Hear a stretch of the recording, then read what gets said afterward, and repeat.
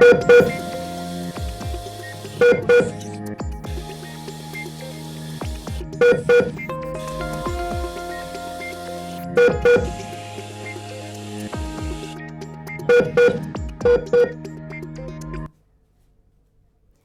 महाराष्ट्र. मी भक्ती Ambedkar. Lifeline या विशेष कार्यक्रमात आपलं स्वागत. आज आपण बोलणार आहोत गरोदरपणातील समस्यांबद्दल. प्रत्येक स्त्रीची अशीच इच्छा असते की गरोदरपणाचा काळ हा रोगमुक्त अवस्थेत जावा. डॉक्टरही याच भूमिकेत असतात, परंतु तरीही काही जणींच्या बाबतीत दुर्दैवानं हे शक्य होत नाही. जर मातेला इतर कोणतेही आजार असतील तर त्याचा विपरीत परिणाम तिच्यावर होतोच, पण तिच्या बाळावर सुद्धा याचा परिणाम होऊ शकतो. आणि त्यामुळेच गरोदरपणातील समस्या आणि त्यावरचे उपाय यावर मार्गदर्शन करण्यासाठी आपल्यासोबत आहेत स्त्री रोग तज्ञ डॉक्टर मनीषा मटकर. डॉक्टर, खूप खूप स्वागत आहे तुमचं आमच्या या विशेष कार्यक्रमात. गरोदरपणातल्या समस्येवर आपण चर्चा करणारच आहोत, पण त्याआधी पाहूयात हा एक स्पेशल रिपोर्ट.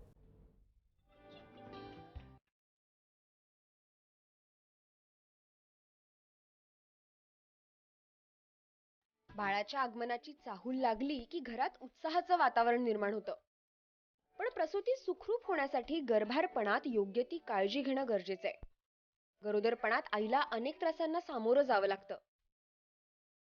या काळात तिला स्वतःच्या आरोग्यासोबतच बाळाच्या तब्येतीचीही काळजी घेणं तितकंच आवश्यक असतं. गरोदरपणात होणाऱ्या त्रासांची पूर्वकल्पना असली तर घाबरून न जाता त्यांच्यावर उपाय करणं सोपं ठरतं. गरोदरपणात प्रामुख्याने हे त्रास होतात. गरोदरपणात होणारे त्रास: मळमळ आणि उलट्या. सकाळी उठल्यावर गर्भवतींना हा त्रास होतो. पाठदुखी: पोटातल्या बाळाच्या वाढीमुळे पाठीवर ताण येतो, तसंच सांधेदुखीचाही त्रास होऊ शकतो. पायावर सूज येणं: गरोदरपणात महिलांचं वजन वाढतं आणि त्यामुळे त्यांच्या वजनाचा भार हा त्यांच्या पायावर पडतो. रक्तदाब किंवा मधुमेह होणं: गरोदरपणात स्त्रीच्या रक्ताभिसरण संस्थेमध्ये बरेच बदल होतात, त्यामुळे हे आजार संभवतात. सारखी लघवीची संवेदना होणं: बाळाच्या वाढीमुळे मूत्राशयावर ताण येतो. अपचन होणं: आहाराची योग्य काळजी न घेतल्यास अपचनाची समस्या निर्माण होते. तसंच योनिमार्गातून स्त्राव येणं, सारखा थकवा जाणवणं आणि डोकेदुखीसारखे त्रासही गरोदरपणात संभवतात. गर्भारपणाच्या सुरुवातीच्या काळात योग्य काळजी न घेतल्यास गर्भपाताचाही धोका संभवतो. तसंच करिअर आणि घर सांभाळताना येणाऱ्या ताणाचाही परिणाम प्रकृतीवर होतच असतो. म्हणूनच या दरम्यान वेळोवेळी डॉक्टरांचा सल्ला घेणं गरजेचं ठरतं. कुठल्याही त्रासावर मनानं उपचार न करता तज्ज्ञांच्या सल्ल्यानं उपचार करणंच उचित आहे. तसंच अशा प्रकारचा त्रास जास्त प्रमाणात होऊ नये यासाठी आहाराची योग्य काळजी घेणं, खाण्याच्या वेळा पाळणं, औषधं नियमित घेणं आणि योग्य प्रमाणात व्यायाम करणंही महत्त्वाचं आहे. या काही गोष्टींची काळजी घेतल्यास गरोदरपणातला आईचा त्रास कमी होईलच, पण त्याचसोबत प्रसूतीही सुखरूप पार पडेल. Bureau report. जय महाराष्ट्र. तर गरोदरपणातील समस्यांवर तुम्हाला जर डॉक्टरांना काही प्रश्न विचारायचे असतील तर तुम्ही आम्हाला कॉल करू शकता आणि त्यासाठी 1800 1033 या टोल फ्री क्रमांकावर तुम्ही आम्हाला संपर्क करू शकता. थेट आता चर्चेला सुरुवात करूया. डॉक्टर, गरोदरपणातल्या समस्यांचं प्रमाण जे आहे ते दिवसेंदिवस वाढतंय, नेमकं यामागचं कारण काय? भक्ती, सगळ्यात महत्त्वाचा जो आजकालचा आपला स्ट्रेस रिलेटेड लाईफ आहे की आजकालची महिला जी आहे ऑफिसमधलं पण काम सांभाळते, घरचं पण काम सांभाळते आणि त्याच्याशी रिलेटेड जो तणाव येतोय त्यामुळे या समस्यांच्या प्रमाणात वाढ झालेली आहे. उलटी आणि मळमळण्याचा देखील त्रास होतो अनेकांना. या व्यतिरिक्त आणखी कोणकोणत्या समस्यांना सामोरं जावं लागतं? हल्ली थायरॉईडचा, हायपोथायरॉइडिझमचा त्रास हल्ली जास्त जाणवतो गरोदर स्त्रियांमध्ये. त्याच्यानंतर अनेमिया हा एक वर्ल्ड वाईड प्रॉब्लेम आहे गरोदर स्त्रियांमध्ये. हिमोग्लोबिन किंवा रक्ताची कमतरता होणे हा दुसरा त्रास आहे. पायावर सूज येणे आणि त्याच्याशी रिलेटेड प्रेग्नन्सी इंड्युस्ड हायपरटेन्शन म्हणतो आम्ही त्याला, ती एक समस्या बऱ्यापैकी वाढलेली आहे. त्याच्यानंतर GDM म्हणजेच जेस्टेशनल डायबिटीज मेलायटस हा पण प्रकार एक आजकाल भरपूर पाहण्यात येतोय. त्याच्यानंतर प्रीटर्म डिलिव्हरीज आहेत किंवा बाळाचे वजन कमी असणे, आम्ही त्याला IUGR म्हणतो, म्हणजे इंट्रायुट्राईन ग्रोथ रिटार्डेशन. तर हे बरेचसे आजार किंवा हे प्रॉब्लेम्स हल्ली जास्त बघायला मिळतात. डॉक्टर, जसं की तुम्ही म्हणालात की गरोदरपणात स्त्रीच्या पायाला देखील सूज येते मोठ्या प्रमाणात, तर नेमकं त्यावर उपाय काय? जर ही सूज BP वाढलेल्यामुळे नसेल, म्हणजे प्रेग्नन्सी इंड्यूस्ड हायपरटेन्शन हे जर का त्याचं कारण असेल तर त्याच्यासाठी प्रॉपर ट्रीटमेंट असते. पण तुमची प्रेग्नन्सी व्यवस्थित आहे, तसला काही प्रकार नसेल तर तुम्हाला ते टाळता येऊ शकतं. आल्यावर रोज संध्याकाळी तुम्ही जर का गरम पाण्यात खडे मीठ टाकून एक 10-15 मिनटं बसाल तर ती सूज आणि दुखणं पण कमी होईल. दुसरं हे की झोपताना पायाखाली 1-2 उशा घेऊन झोपाल तर त्याच्यामुळे पण तुमची सूज सकाळी उठल्यावर कमी होते. पण ही सूज परत संध्याकाळी दिवसभर उभं राहिल्यामुळे परत यायची शक्यता असते. काही वेळेला चेहऱ्याला देखील सूज येते आणि जे एकदम धोकादायक मानलं जातं, तर त्या संदर्भात तुम्ही काय सांगा? बघ, ही जी सूज असते ह्याच्याशी तुम्ही तज्ज्ञांचाच सल्ला घ्यायला हवा आहे. ते मे बी त्याच्यामध्ये त्याच्यामागे काही समस्या किंवा काही प्रॉब्लेम्स असायची शक्यता आहे तुमच्या प्रेग्नन्सीशी related. Specially pregnancy induced hypertension आहे किंवा हायपोथायरॉइडिझम आहे किंवा इवन अनेमिया म्हणजे रक्त कमी असल्यामुळे सुद्धा चेहऱ्यावर सूज येऊ शकते. इन जनरल हे जर का कारणं नसतील तर थोडीफार सूज इज नॉर्मल. वजन वाढल्यामुळे सुद्धा आपला चेहरा थोडासा सुजलेला दिसतो, तर दॅट इज नॉर्मल. पण त्याच्यामागे दुसरा काही आजार किंवा अडचण नाही आहे ना, ते तुमच्या तज्ज्ञांचा सल्ला घेऊनच मग ते कन्सिडर करायला पाहिजे की ही सूज नॉर्मल आहे म्हणून. दम लागण्याचा देखील अनेकींना त्रास होतो, मग त्याचं नेमकं कारण काय? ताण असतो त्याच्यामुळेच असं होतं का? बघ, ती दम लागणे हा प्रकार महत्त्वाचं. प्रेग्नन्सीमध्ये आपल्या हार्टवर सुद्धा बराचसा लोड येतो. आणि दुसरं महत्त्वाचं म्हणजे अनेमिया. ह्या 2 गोष्टी आहेत की ज्याच्यामुळे दम लागायची शक्यता असते. अनेमियासाठी कंपल्सरी आपण इंडियामध्ये प्रत्येक गर्भवती स्त्रीला आपण आयर्नचे टॅबलेट्स देतो आणि ते तिने न विसरता घ्यायला हवेत. आणि दुसरे काही अडचणी असतील तर डेफिनेटली परत तज्ज्ञांचा सल्ला घेऊनच त्याच्यावर ट्रीटमेंट करायला हवी आहे. डॉक्टरचं बघायला गेलं तर हल्ली प्रीमॅच्युअरचं प्रमाण देखील वाढलंय. बरोबर. ज्या समस्या गरोदरपणात उद्भवतात त्याच्यामुळेच हे होतं का? प्री मॅच्युअर डिलिव्हरी आजकाल प्रमाण त्याचं वाढलेलं आहे. महत्त्वाचं म्हणजे जी प्रेग्नन्सीमध्ये काळजी न घेतली जाते त्यामुळे त्याचं प्रमाण वाढलेलं आहे. दुसरे कारण एक आहे स्ट्रेस फॅक्टर आहे. तिसरं कारण आहे अनियमित जेवणाच्या वेळा. ह्या बरेचसे कारणं एकत्र येऊन हा प्रॉब्लेम तयार होऊ शकतो. तर त्यामध्ये तुमच्या तज्ज्ञांच्या सल्ल्याने आहारामध्ये वेळोवेळी जेवण जे करायचं असतं ते इन्स्ट्रक्शन्स पाळणे, त्याच्यानंतर तुमचं हिमोग्लोबिन रेग्युलरली चेक करून तुमच्या तज्ज्ञांच्या सल्ल्यानुसार तुम्ही त्याप्रमाणे वेळोवेळी चेकअप करायला हवे. नक्कीच आहार व्यवस्थित घेणं जे आहे ते गरजेचं आहे. दरम्यान मानसिक तणावामुळे जसं की तुम्ही म्हणालात की त्यामुळे देखील आपल्या आजारांमध्ये वाढ होते, तर यावर नेमकी गरोदर स्त्रीनं कोणती काळजी घ्यावी? मानसिक तणावावर मी आता आपलं डिस्कशन झाल्याप्रमाणे आपण ऑफिसचं एन्व्हायरमेंट आपण अवॉइड नाही करू शकत. पण एक 5 किंवा 10 मिनिटाचा ब्रेक घेऊन तुम्ही जरा एखाद्या ठिकाणी शांत जाऊन बसलात, मेडिटेशन केलं तर त्यामुळे तुमच्या शरीरावर आणि बाळावर खूप चांगला परिणाम होतो आणि हा तणाव थोड्या प्रमाणात का असेना कमी होऊ शकतो.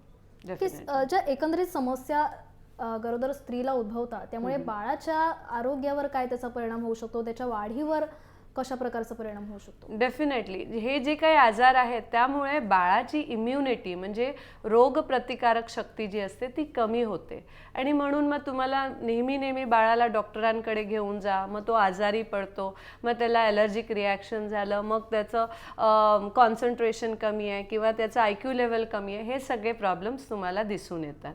तर तुम्हाला जर का बाळाचं तब्येत सांभाळायची असेल किंवा त्याची इम्युनिटी इम्प्रूव्ह करायचे असेल तर तुम्हाला हे 9 महिने जे आहेत गरोदरपणाचे त्याच्यामध्ये तुम्ही व्यवस्थित जर का काळजी घ्याल, सांगितल्याप्रमाणे म्हणजे स्ट्रेस लेवल तुमचा कमी ठेवाल, आहारावर लक्ष द्याल, एक्सरसाइजवर लक्ष द्याल तर डेफिनेटली तुम्हाला एंड रिझल्ट चांगला मिळणार आहे. असं म्हटलं जातं की 9 महिन्यापर्यंत गरोदर स्त्रीनं जर काम केलं तर तिची डिलिव्हरी जी आहे ती नॉर्मल होते, तर हे कितपत योग्य आहे?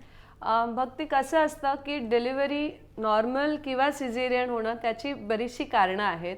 अनलेस बाळाला किंवा आईच्या जीवाला धोका आहे किंवा बाळाच्या जीवाला धोका आहे, डॉक्टर शक्यतो सिझेरियन सांगत नाहीत. पण जर का एक्सरसाइज करत राहिली आणि ती म्हणते की नाही मी एक्सरसाइज केली तरी सिझेरियन का केलं, तर ही कारणं असू शकतात. पण एक्सरसाइजमुळे किंवा तुम्ही काम करत राहिलात शेवटपर्यंत, तुमचे मसल्स जे आहेत ते रेग्युलर त्यांचा टोन व्यवस्थित राहतो आणि त्याच्यामुळे रक्ताभिसरण व्यवस्थित राहतं. बाळाला सुद्धा रक्त हव्या त्या प्रमाणात मिळतं, तुमच्या शरीराला हव्या त्या प्रमाणात रक्त मिळतं आणि ते साईड इफेक्ट जे आहेत ते टाळले जातात. पण जर बघितलं गेलं तर 8व्या किंवा 9व्या महिन्यात स्त्रीला काम करणं हे अशक्य होतं. मग अशा वेळी काय करावं? आठव्या महिन्यात तर काही वेळेला असंही definitely होतं की जबरदस्तीने त्यांना सांगितलं करायला जातं की लागतं. हा काम Definitely. करा म्हणून. पण ह्यात प्रकार आहेत की असं काम करू नका की ज्याच्यामुळे तिचा बॅलन्स बिघडायची शक्यता असते. कारण 8व्या-9व्या महिन्यात बॉडीचा बॅलन्स पूर्ण डिस्टर्ब झालेला असतो आणि तो बॅलन्स जर का डिस्टर्ब झाला तर तिला तुम्ही अशी कामं सांगूच नका ज्याच्यामुळे ती पडायची शक्यता आहे वगैरे. पण अशी कामं करा ज्याच्यामुळे तुमचा पेल्विक एरिया जे खालचं जिथून डिलिव्हरी होणार आहे, योनिमार्गाचा जो एरिया आहे तिथले जे मसल्स आहेत त्यांच्यावर स्ट्रेस कमी करता येईल अशी कामं. फॉर एक्झाम्पल तुम्ही खाली बसून पायावर बसून जर का पोछा मारायचं एक्सरसाइज केली किंवा फक्त आपल्या इंडियन स्टाईलमध्ये तुम्ही खाली बसताय ते जरी तुम्ही सकाळ संध्याकाळ जरी केलं तर that is more than enough exercise. फक्त जुन्या बायका म्हणायच्या आम्ही नाही का केली आहे डिलिव्हरी वगैरे, आमच्या नॉर्मल झालेल्या आहेत. आजकाल आपलं खाली बसायचं प्रमाण अजिबातच नाहीच्या इक्वल आहे.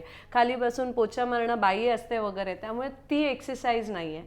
म्हणून आम्ही सजेस्ट करतो की तुम्ही ती एक्सरसाइज करा, त्यामुळे तुमच्या म्हणजे खालच्या मसल्सला एक्सरसाइज होतो, टोन मिळतं आणि डिलिव्हरीला सोपं होतं. नक्की जबरदस्तीने नाही, मात्र थोडं का होईना काम करणं 9 महिन्यापर्यंत गरजेचं आहे. दरम्यान नॉर्मल डिलिव्हरी व्हावी अशी प्रत्येक स्त्रीची इच्छा असते. बरोबर. काय त्या संदर्भात सांगाल तुम्ही? नॉर्मल डिलिव्हरीसाठी पहिले तर स्वतःवर विश्वास ठेवा की ठीक आहे, आणि डॉक्टरांवर विश्वास ठेवा की तुम्ही ज्या डॉक्टरांकडे जाताय त्यांच्याकडे तुम्हाला योग्य ती ट्रीटमेंट मिळणार आहे. तुमचा विश्वास नसेल तर तुम्हालाच डाऊट होतो आणि मग तुम्हाला त्रास व्हायची शक्यता असते. त्यासाठी तुम्ही दुसरं म्हणजे कंटिन्युटी मूव्हमेंट्स ठेवा. नाही मी प्रेग्नेंट आहे, मला आराम करायची गरज आहे, नाही मी प्रेग्नेंट आहे, असं जर का तुम्ही कराल तर डेफिनेटली तुमचं मसलसुद्धा तुमची बॉडीसुद्धा साथ देणार नाही, तुम्हाला सिझेरियनमध्ये टर्न आउट व्हावं लागेल. तर एक्सरसाइज, वेळेवर खाणं पिणं ह्या 2 महत्त्वाच्या गोष्टी आहेत नॉर्मल डिलिव्हरी. नक्कीच एक्सरसाइज आणि वेळेवर खाणं पिणं हे एक महत्त्वाचं आहे. दरम्यान आपल्याला पहिला फोन आला आहे आपल्या विशेष कार्यक्रमात अमरावतीहून स्नेहल वानखेडे यांचा. स्नेहलजी, तुमचा प्रश्न जो आहे तो तुम्ही थेट डॉक्टरांना विचारू शकता. ठीक आहे. हॅलो स्नेहलजी, मी तुम्हाला कृपया विनंती करते की तुमच्या टीव्हीचा आवाज तुम्ही थोडा कमी करा जेणेकरून तुमचा प्रश्न आमच्यापर्यंत पोहोचेल. हॅलो. स्नेहलजी, तुमचा प्रश्न तुम्ही सलग विचारू शकता. हा, मी म्हणते की माझ्या पायावर सुजन आली. पायाला सुजन आली आहे. हा. कशा प्रकारे मार्गदर्शन कराल तुम्ही? स्नेहल, महत्त्वाचं काय आहे की तुझं BP किती आहे ते तुमच्या डॉक्टरांकडून चेक करून घे. आणि जर का तुझं BP नॉर्मल असेल तर फक्त मी सांगितल्याप्रमाणे अर्धी बकेट गरम पाणी करायचं, त्यात खडे मीठ मिळालं तर खूप चांगलं. ते खडे मिठात मीठ टाकायचं आणि 10 ते 15 मिनटं पाय त्याच्यात ठेवायचे. त्यामुळे बरीचशी सूज आणि दुखणं कमी होतं. त्याच्यानंतर पायाखाली झोपताना उशी किंवा असं काहीतरी गादी वगैरे असं पाय वर राहतील, पायाची बाजू वर राहील असं काहीतरी उपाय करायचे, त्यामुळे तुझी सूज कमी होऊन जाईल. नक्कीच ही चर्चा अशीच सुरू राहणार आहे. दरम्यान आपल्याला आणखी एक फोन आला आहे सांताक्रूजहून कमल तोडकर यांचा. कमलजी, तुमचा प्रश्न जो आहे तो तुम्ही थेट विचारू शकता. हॅलो. हॅलो. कमलजी, तुमचा आवाज आम्हाला येतोय, तुम्ही तुमचा प्रश्न थेट डॉक्टरांना विचारू शकता. माझ्या मुलीला आता 8वा महिना चालू आहे. तिचं वय आहे 24 वर्ष. हा, तर तिचं वय 24 वर्ष आहे, पण तिला डायबिटीस येतो आणि तो पण रात्रीचा जास्त आहे. आणि आता वाड्या हॉस्पिटलला ती ऍडमिट आहे. तर डॉक्टर बोलतात की 7व्या महिन्यातच बाळ काढावं लागेल. असं करणं गरजेचं आहे का? कमल महत्त्वाचं काय आहे की डायबिटीजमुळे बाळ दगवायची शक्यता आहे. आणि दुसरी गोष्ट अशी असते की जर आपण 9व्या महिन्यापर्यंत जर थांबलो तर बाळाची साईज खूप जास्त वाढते. त्यामध्ये आईच्या जीवाला सुद्धा धोका असायची शक्यता आहे. आणि म्हणून 7व्या किंवा 8व्या महिन्यातच आम्हाला अशा केसेसमध्ये डिलिव्हरी करायला लागते. तो डेफिनेटली जर डॉक्टर म्हणत असतील तर प्लीज डिलिव्हरी करून घेणे. नक्कीच. आहार कसा घ्यावा गरोदर स्त्रियांनी हे देखील आपण डॉक्टरांकडून जाणून घेणार आहोत. ही चर्चा अशीच सुरू राहणार आहे. मात्र इथे घेतो एक छोटासा ब्रेक. पाहत राहा जय महाराष्ट्र.